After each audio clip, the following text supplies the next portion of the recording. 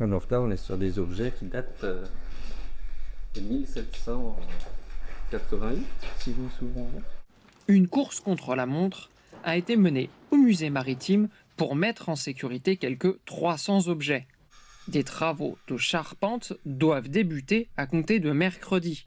Depuis lundi, le musée est fermé. 6 semaines de chantier sont prévues pour remplacer le plancher de la mezzanine attaqué par les termites.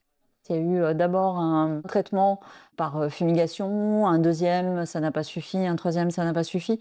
Donc aujourd'hui, il faut prendre le taureau par les cornes, on n'a pas d'autre solution.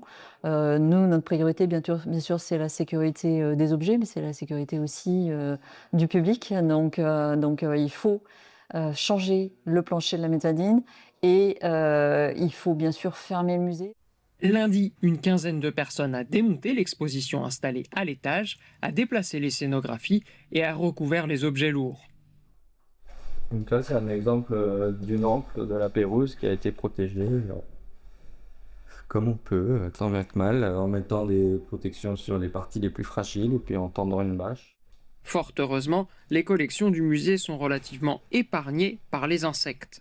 Les parties du musée qui sont attaquées par les termites sont des parties faites en aggloméré ou en OSB ou ce type de matériaux qui sont à la fois des fibres de bois tendres et des résines.